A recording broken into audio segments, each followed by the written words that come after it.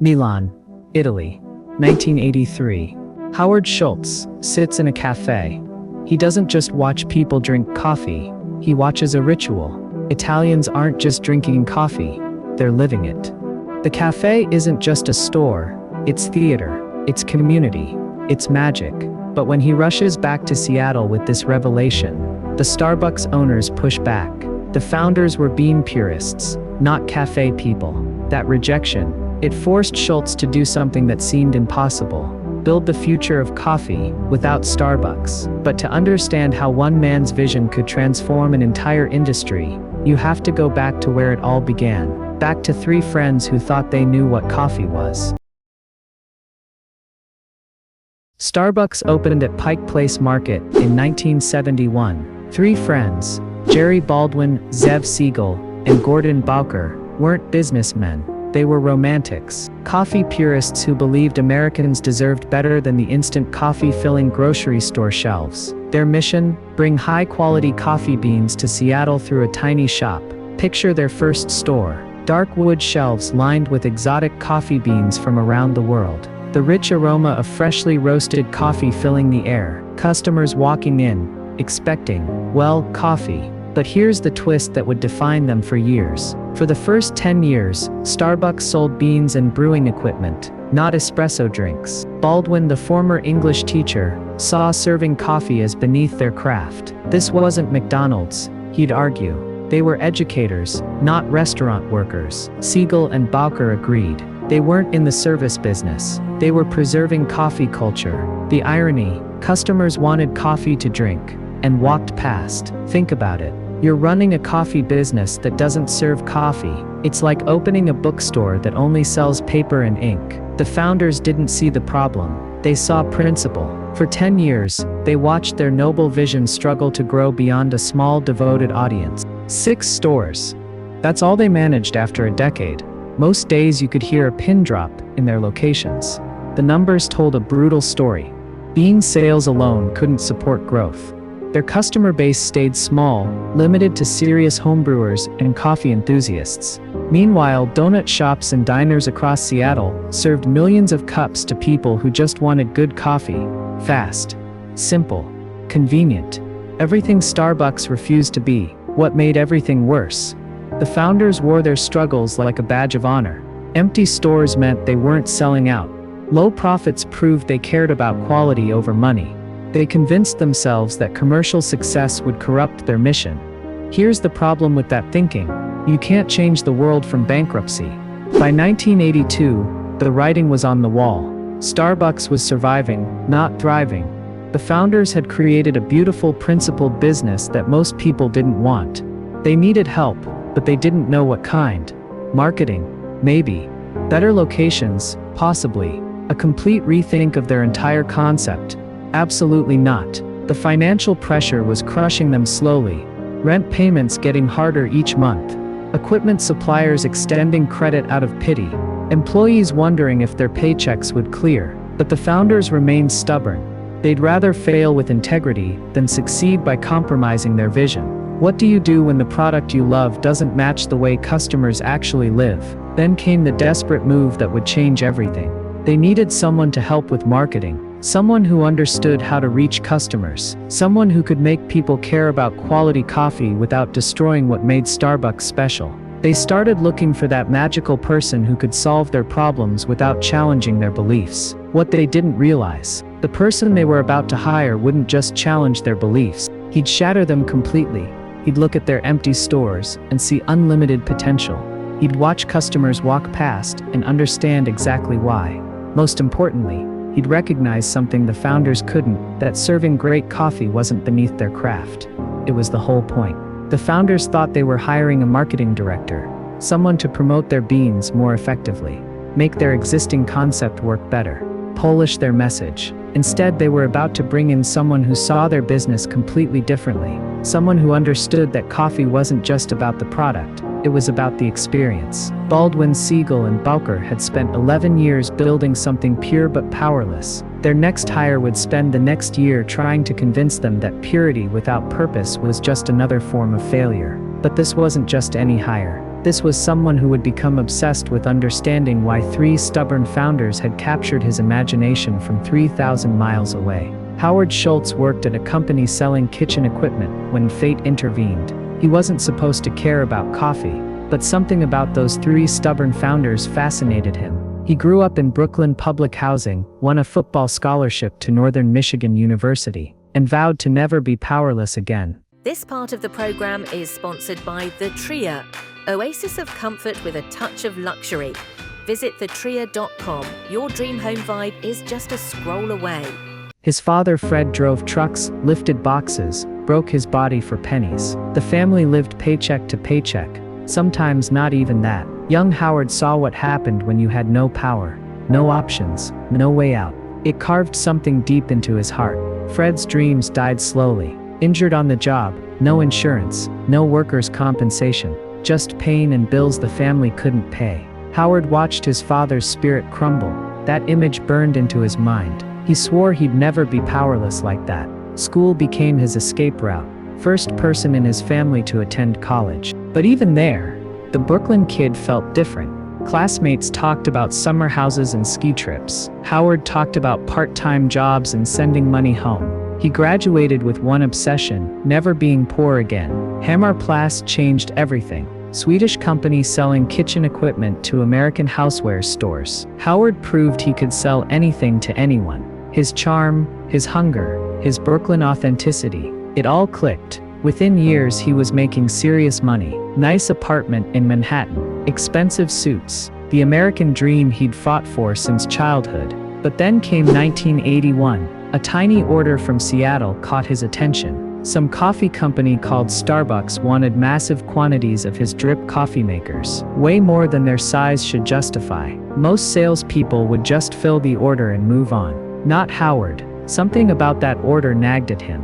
Why did a 6-store coffee bean shop need so much brewing equipment? He started researching, called the company, asked questions. The more he learned about Starbucks, the more curious he became. 3 guys selling premium coffee beans out of Pike Place Market, passionate about quality, completely committed to their craft. It reminded him of something, authentic devotion he rarely saw in corporate America. The obsession grew stronger. Late nights reading about coffee, learning about different roasting techniques, understanding the difference between Arabica and Robusta beans. His colleagues thought he'd lost his mind. Why was a kitchen equipment salesman becoming a coffee expert? Howard couldn't explain it. He just knew this company represented something important. Then came the moment that changed everything. His Hammarplast work led him to Seattle in 1981 to fill orders. Howard finally visited Pike Place Market, walked into that first Starbucks location, met Baldwin, Siegel, and Bowker face to face. Their passion hit him immediately. These weren't just business owners. They were missionaries spreading the gospel of great coffee. He spent hours talking with them, learning their philosophy, understanding their commitment to quality over profit. Something clicked inside him. This wasn't just about coffee beans. This was about respect, respecting the product, the process, the customer. Everything his father never received in his blue-collar jobs. These founders treated coffee like art. Here's where it gets interesting. Howard was making great money at Hammarplast, living the successful New York life he'd dreamed of since Brooklyn. But watching those 3 founders sparked something different. They weren't just running a business. They were building something meaningful, something that mattered beyond profit margins. The internal conflict tore at him for months. Stay in New York, keep climbing the corporate ladder, secure his financial future, or risk everything for a tiny coffee company in Seattle that most people had never heard of. His logical mind said stay. His heart said jump. This part of the program is sponsored by Via Nature, where nature meets innovation. Visit vianature.com. Your planet-friendly goodies are just a click away. In 1982, Howard made the leap, left his successful New York career to become Starbucks Director of Retail Operations and Marketing. His friends thought he'd gone crazy, trading Manhattan success for Seattle uncertainty, for a coffee bean shop, but Howard saw something they couldn't: potential waiting to explode. He thought he was joining a coffee company, He was actually about to discover they weren't in the coffee business at all. The revelation would come during a business trip that would change everything. A trip to Italy where he'd witness something that didn't exist in America. Milan, 1983. Schultz steps into his first Italian cafe expecting to see how they make coffee. Instead, he discovers something that doesn't exist in America. The moment he walks through those doors, everything changes. This isn't just a coffee shop, it's theater. The barista doesn't just make espresso, he performs it. Steam hisses dramatically. The machine gleams like a sports car. Every movement has purpose, rhythm, passion. Customers don't just order and leave. They stay, they talk, they laugh, they argue about politics and soccer. The cafe pulses with life. Howard has never seen in any American business. Think about what Howard expected. He's a marketing guy on a business trip, looking at coffee equipment, learning about Italian roasting techniques, standard corporate research. Instead, he's watching something that makes his heart race. Coffee isn't just a beverage here. It's a daily ritual that brings people together. Watch what happens next. A businessman in an expensive suit stands next to a construction worker covered in dust. They're both drinking the same espresso, talking about the same soccer match, laughing at the same joke. The coffee erases every social barrier. Rich, poor, young, old. None of it matters at the espresso bar. Here's where it gets real. Howard realizes Americans have never experienced this. Back home, coffee comes from vending machines or diners. It's fuel, not culture. People grab it and run. They drink it alone at their desks. Coffee in America is functional. Coffee in Italy is magical. His mind starts racing. What if you could bring this to America? What if coffee shops could be gathering places instead of grab-and-go stops? What if they could create community instead of just serving caffeine? The possibilities flood his imagination. Every cafe he visits confirms the same truth. Italians don't just drink coffee, they celebrate it. But then something deeper hits him. This isn't really about coffee at all. It's about human connection. These cafes give people a reason to slow down, to see each other, to talk to strangers, to feel part of something bigger than themselves. Howard watches lonely people become friends over shared espresso. He sees how the cafe creates a sense of belonging. The light bulb moment arrives like lightning. Americans need this more than anyone. Think about American life in 1983. Everyone rushing between home and work. No time for connection. No place to just be. Howard sees the missing piece, the third place. Not home, not work, something magical in between. He starts taking notes frantically. Every detail matters. The music playing softly in the background. The way conversations flow naturally. How the barista knows everyone's order by heart. The comfortable chairs that invite people to stay. This isn't just about serving better coffee. It's about creating an experience that doesn't exist anywhere in America. Night after night, Howard can't sleep. His brain won't stop connecting dots. What if Starbucks could become this? What if those empty Seattle stores could pulse with this same energy? What if Americans could discover what coffee culture really means? The vision consumes him completely. He starts calling Seattle, trying to explain what he's discovered over crackling international phone lines. But how do you describe magic? How do you explain that coffee isn't just coffee when it brings people together? His words feel inadequate. The founders listen politely, but don't really understand. Picture Howard walking through Milan, visiting cafe after cafe. Each one confirms his revelation. Coffee culture isn't about the beans or the equipment. It's about the ritual, the community, the feeling that you belong somewhere special. He's found the secret ingredient missing from American coffee: human connection. That trip in 1983 convinced him espresso bars belonged in America.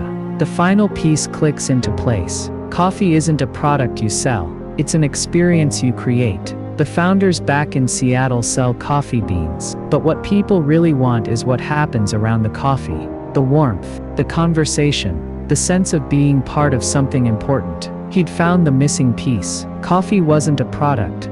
It was an experience. Every Italian cafe proved the same truth. Great coffee brings people together, but great coffee culture makes them want to stay. That's what America was missing. That's what Starbucks could become. He rushed back to Seattle, ready to build it. They said no. This part of the program is sponsored by Pause Wars. Gear up for happy tales. Sniff out pausewars.com, where your pet's wag comes with a splash of style. Picture this. You've just discovered the future of an entire industry. You rush to share it with your bosses, and they look at you like you're insane. Howard walked into that Seattle conference room buzzing with energy, his mind still racing from Milan, his heart pounding with possibility. He'd seen the future of coffee, and it was beautiful. Now he just had to convince 3 stubborn coffee purists to embrace it. The presentation started perfectly. Howard painted the picture with passion. Italian cafes buzzing with life, customers lingering over espresso, community forming around coffee culture. He described the theater of espresso making, the social ritual, the magic he'd witnessed firsthand. His voice grew more excited with every detail. Baldwin sat stone-faced, arms crossed. Siegel shifted uncomfortably. Balker stared out the window. The temperature in the room dropped with every word Howard spoke. Then came the moment Howard had rehearsed 100 times. His big ask. Transform Starbucks into an Italian-style cafe. Serve espresso drinks. Create gathering spaces. Build community around coffee. Turn their stores into destinations instead of just shops. The silence that followed felt eternal. Howard's heart hammered against his ribs. Everything depended on this moment. Baldwin finally spoke. His words cut like ice. They argued they were coffee roasters, not restaurant owners. They didn't serve food or drinks. They educated people about quality coffee beans. The founders worried about espresso machine costs and maintenance. That's why they resisted. This wasn't what Starbucks was about. Howard felt the room spinning. How could they not see it? The empty stores, the missed opportunities. The customers walking past every single day looking for exactly what he was describing. He tried explaining again. Different words. Same passion. Same dead stares. The founders weren't just rejecting his idea. They were rejecting him. Everything he'd learned. Everything he believed. Everything he'd risked by leaving New York. Their message was crystal clear. Stick to marketing coffee beans or find another job. The conflict went deeper than business strategy. Howard saw limitless potential stretching to the horizon. They saw dangerous distraction from their core mission. He dreamed of revolutionizing American coffee culture. They wanted to protect what they'd already built. 2 completely different visions for the same company. Weeks turned into months of mounting frustration. Howard kept pushing. The founders kept resisting. Every meeting became a battle. Every suggestion got shot down. The philosophical differences turned personal. Howard felt like he was suffocating. Late nights became torture. Howard lying awake thinking about all those Italian cafes, all that energy, all that possibility. While Starbucks stores sat empty serving maybe 50 customers a day, the waste of potential drove him crazy. The internal struggle tore at him constantly. Stay and accept the limitations.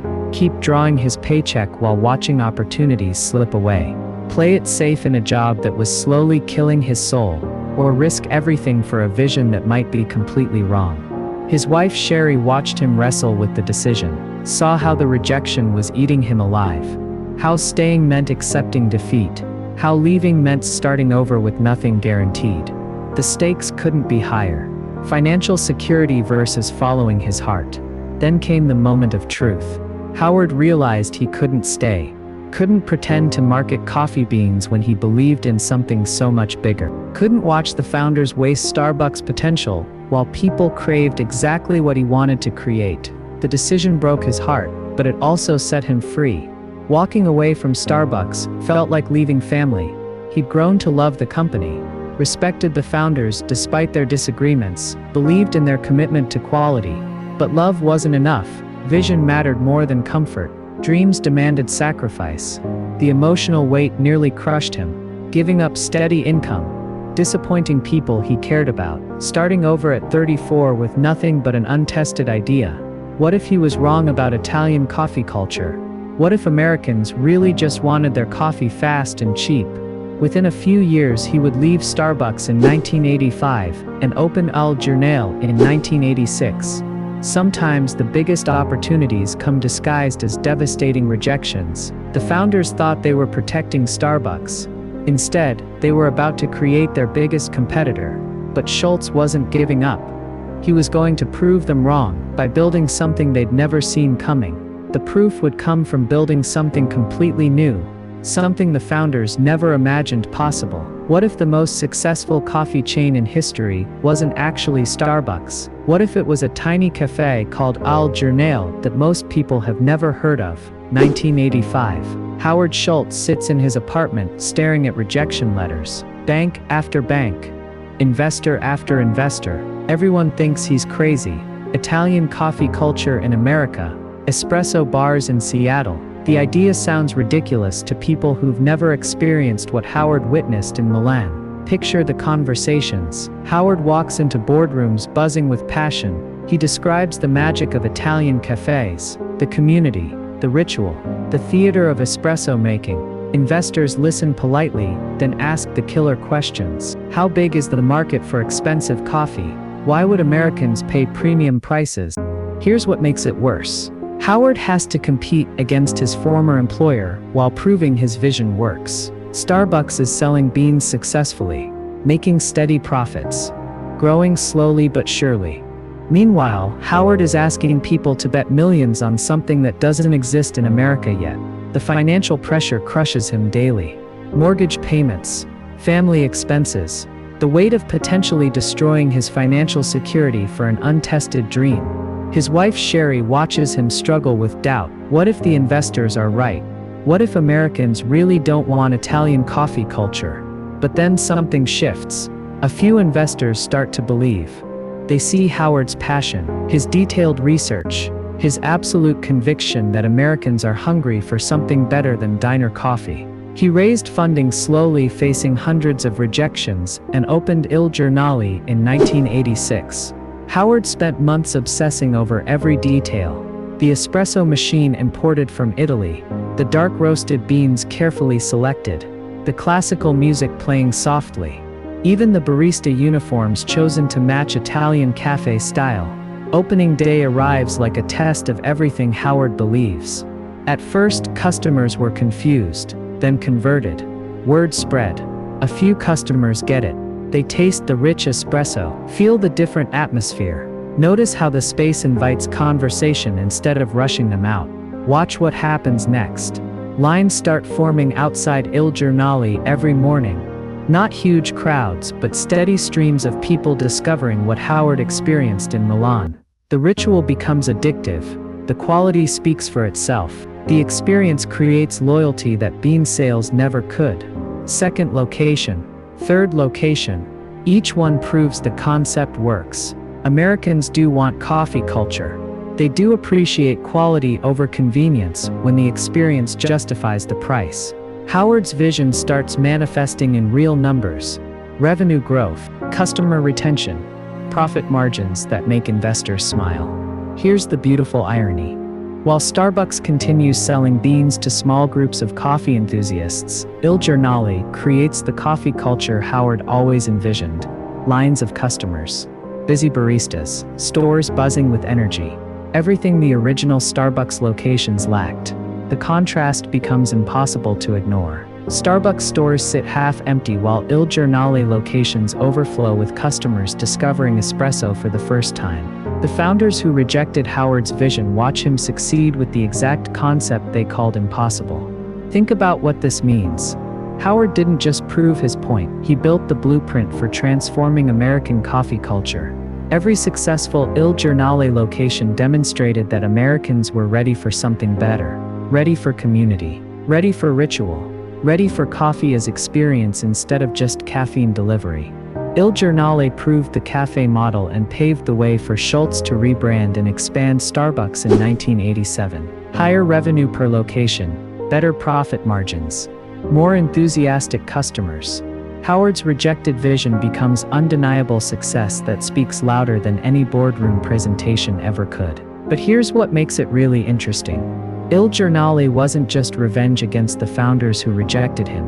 it was proof of concept for something much bigger. Every customer who discovered espresso, every regular who made il giornale part of their daily routine, every busy morning that proved Americans would embrace Italian coffee culture, all of it built towards something Howard couldn't have planned.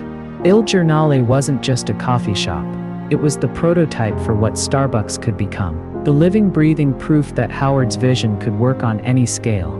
Proof in the streets meant a new door opened and the original Starbucks owners would decide to sell. The call came in 1987. Starbucks was for sale. In 1987, the founders sold the Starbucks retail unit to Schultz for $3.8 million. After years of niche retail and limited growth, the founders decided to sell. Baldwin was tired of fighting for every customer, tired of explaining why they won't serve coffee drinks, tired of watching Il Giornale succeed with the exact vision they rejected. Baldwin makes the decision that changes everything. Time to sell. Siegel agrees immediately. Balker nods with relief. They've given Starbucks their best years. Now they want out while the company still has value. The business they built with pure intentions has become a burden they can't carry anymore. But here's the twist that nobody saw coming. The founders don't want to sell to just anyone. They want someone who understands coffee, someone who respects what they've built, someone who won't destroy their legacy by turning Starbucks into another generic coffee shop. Howard gets the call that stops his heart. Starbucks is for sale. The company he left, the vision he fought for, the name that means everything to serious coffee lovers in Seattle, suddenly available to whoever has enough money. This is his chance to combine Il Giornale's success with Starbucks' heritage. The asking price hits him like a truck. $3.8 million. For 6 stores. For equipment. For a customer base that buys beans twice a month. The numbers seem massive until Howard realizes what he's really buying. The Starbucks name. The reputation. The foundation for everything he's dreamed of building. Think about what $3.8 million meant in 1987. Most coffee shops sold for thousands, not millions. Howard is asking investors to bet a fortune on transforming an industry that most people think is already mature. Coffee is coffee, they argue. How much can you really improve it? The investor meetings become torture sessions. Howard walks into boardrooms with his Il Giornale success story and his Starbucks acquisition plan. Investors listen politely, then ask the brutal questions. Why pay premium prices for coffee bean stores? What happens when Americans get tired of expensive espresso? How do you compete against Dunkin' Donuts and McDonald's? Every rejection feels personal. Every no threatens the dream Howard has been building since Milan. He needs millions from people who think coffee culture is a fad. He needs them to see potential in empty Starbucks stores when all they see is risk. Nights become sleepless battles with doubt. What if the investors are right?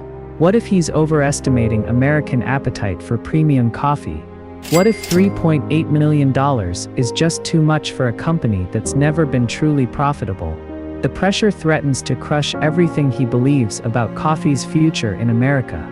But then the momentum shifts. A few investors start believing. They see Il Giornale's numbers. They watch Howard's passion. They recognize that someone who built a successful coffee company from nothing might know something about buying another one. The money starts flowing. Not easily, but steadily. The negotiations stretch for months. Every detail matters. Equipment valuations, lease agreements, employee contracts. The founders want guarantees that Starbucks won't become something cheap or commercial. Howard wants freedom to implement his vision without their interference. Here's where it gets really tense. Multiple buyers emerge. Restaurant chains, food service companies, people who see Starbucks as just another business to add to their portfolio. Howard realizes he's not just competing on price. He's fighting to prevent Starbucks from becoming everything the founders feared. The final negotiations happen in lawyers' offices with everyone's future hanging in the balance. Howard commits every dollar he can raise, every relationship he's built, every bridge he might burn. If this gamble fails, the numbers barely work. The timeline is impossible. The risk could destroy him financially. August 1987. The deal closes. Howard Schultz owns Starbucks. He bought the name, the 6 stores, and the license to scale the cafe idea, the failed bean shops would become the foundation for something nobody had ever imagined. He rebranded Il Giornale stores as Starbucks and prepared to expand. What came next would test everything he thought he knew about building a business. The company moved from a few dozen stores to hundreds over the early 1990s. Schultz had created a monster, and it was about to devour everything he'd built. In June 1992, Starbucks went public. The company was valued roughly at $271 million, and the public offering raised about $25 million for the business. Howard watches the stock price climb and feels intoxicated by possibility. More stores, more cities. The IPO financed a major acceleration in store openings. Wall Street loves the numbers. Investors see unlimited potential. The coffee revolution is just beginning, but success brings dangerous pressure. Quarterly earnings calls become obsessions. Investors want faster expansion, higher profits, more locations opening every month. The board pushes Howard to accelerate everything. Growth becomes the only metric that matters. Quality, that's assumed. Culture, that can wait. Speed is everything now.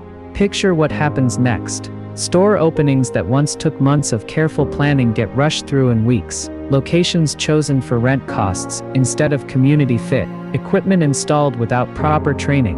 Baristas hired in batches and given crash courses in espresso making. The magic of Italian cafe culture gets lost in corporate efficiency. Think about those early Il Giornale customers. They discovered coffee as ritual, as community, as something worth savoring. Now they walk into new Starbucks locations that feel like fast food restaurants with expensive coffee. Lines moving quickly. Orders shouted across crowded spaces. The third place becoming just another place to grab caffeine and run. Here's where it gets painful.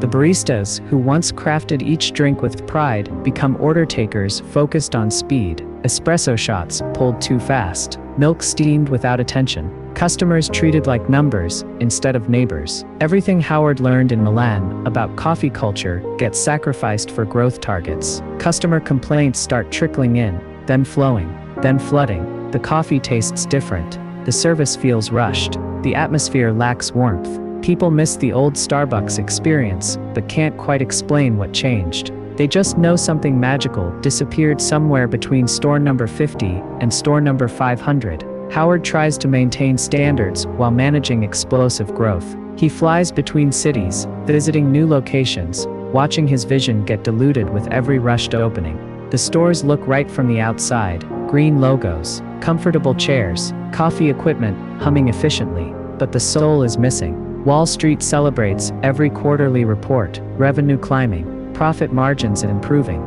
stock price soaring. Howard gets featured on magazine covers as the visionary who transformed American coffee culture. Success feels incredible until he walks into his own stores and doesn't recognize them anymore. The pace becomes unsustainable. New stores opening before proper training is complete. Suppliers struggling to maintain quality standards across thousands of locations. Regional managers more focused on numbers than culture. The company Howard built on Italian cafe principles starts feeling like every other chain restaurant in America. Then comes 2007. Housing market collapse. Economic uncertainty. Consumer spending drops. People start questioning whether they need $4 coffee when they're worried about mortgage payments. Starbucks faces its first real crisis since Howard's early struggles with the founders. The numbers tell a brutal story. Same-store sales declining for the first time in company history.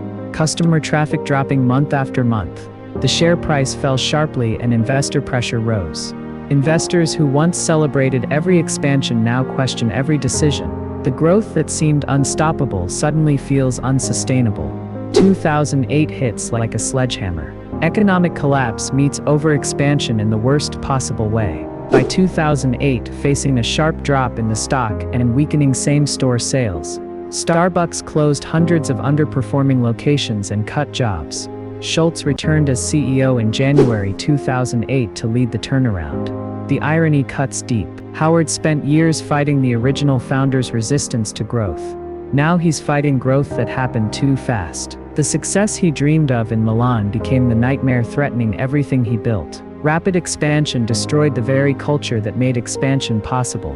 Picture Howard sitting in his office, staring at closure lists and layoff reports. The baristas he hired, the communities he served, the dreams he inspired. All casualties of growth that prioritize speed over soul. He closed underperforming stores. He retrained baristas. He cut costs. The man who built Starbucks would have to save it by rebuilding everything he thought he knew about success. The turnaround became his greatest test. Here's the truth about Howard Schultz. He tested the idea at Il Giornale, scaled the model across Starbucks during the 1990s, and then returned in 2008 to rebuild the company's culture and operations. Sometimes you have to leave what you love to save it. Sometimes you have to build your own version of the future before others will believe. The founders who rejected Schultz thought they were protecting their company. Instead, they forced him to become their biggest competitor. Lesson: vision sometimes means leaving and proving the idea elsewhere. Persistence matters more than popularity in year one. The greatest entrepreneurs don't just overcome rejection, they use it as fuel to prove the world wrong. If you found this story useful, hit like and subscribe, and tell us below, what would you risk to prove your vision?